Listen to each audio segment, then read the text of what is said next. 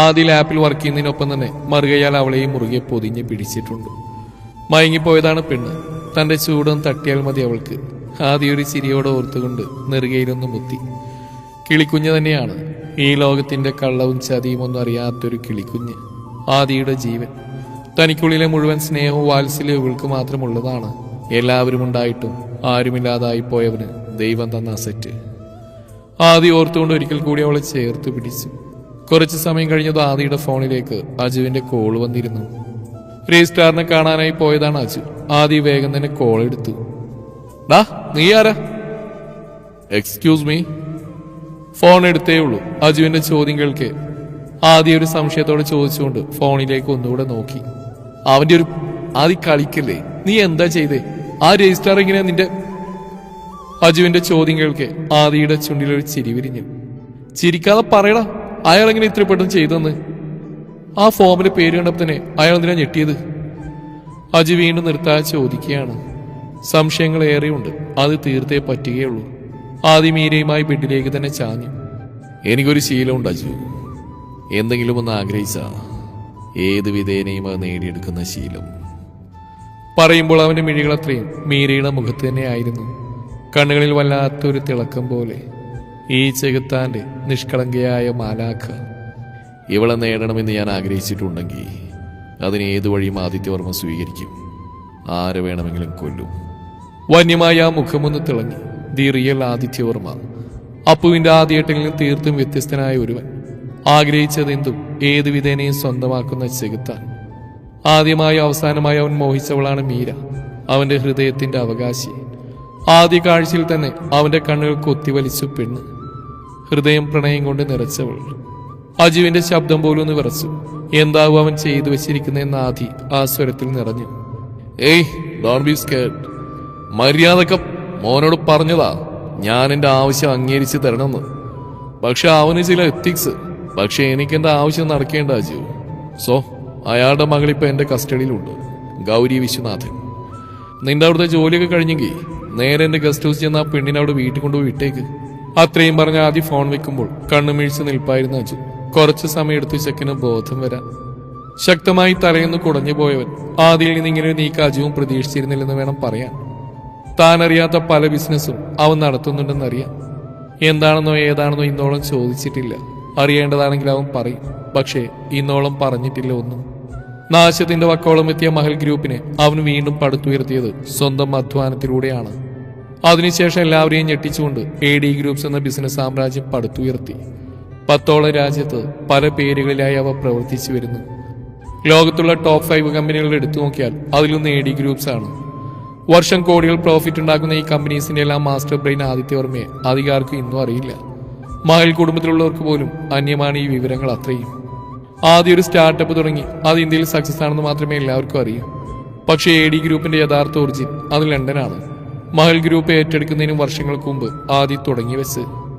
അതിൽ കൂടുതലൊന്നും അജുവിന് അറിയില്ല, ആദ്യം പറഞ്ഞിട്ടുമില്ല. പൂർണ്ണമായും ഉത്തരം കിട്ടാത്ത ചോദ്യമാണ് അവൻ. ഒരുപക്ഷെ അവൻ ആഗ്രഹിക്കാതെ ഒരാൾക്കും അവനെക്കുറിച്ച് അറിയാൻ സാധിക്കുകയുമില്ല. ഒരു നിശ്വാസത്തോടെ ഓർത്തുകൊണ്ട് കാറിലേക്ക് കയറി അജു. നിമിഷങ്ങൾക്കുള്ളിൽ ആദ്യം പറഞ്ഞ ഗസ്റ്റ് ഹൗസ് ലക്ഷ്യം വെച്ചുകൊണ്ട് അജുവിന്റെ കാറ് പാഞ്ഞു.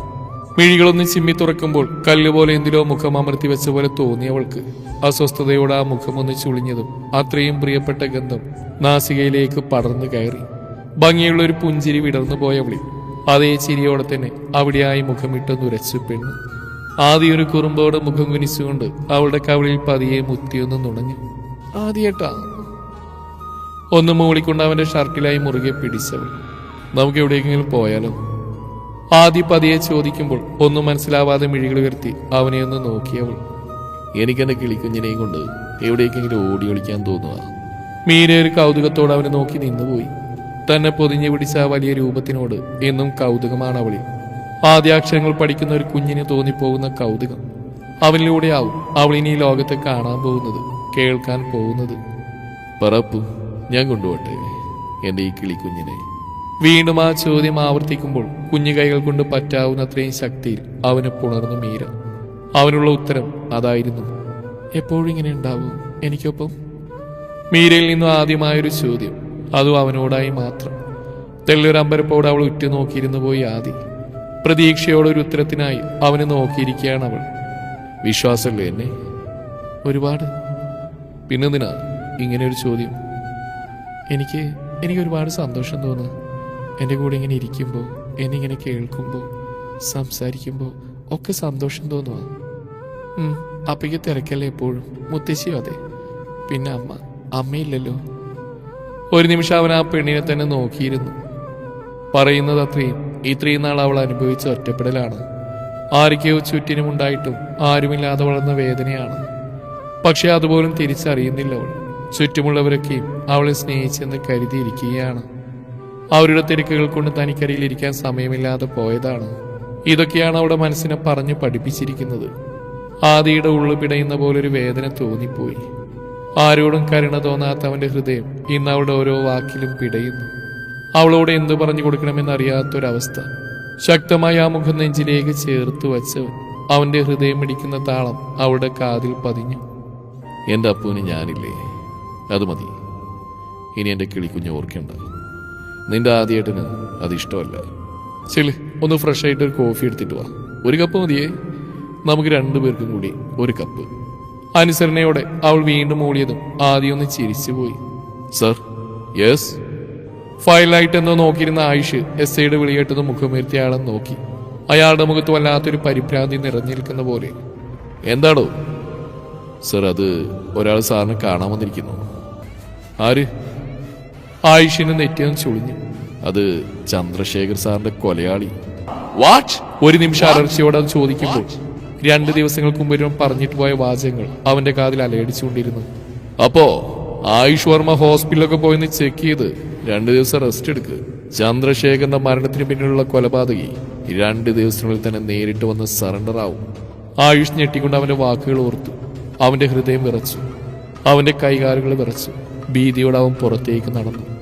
ആരായിരിക്കും ആ കൊലയാളി?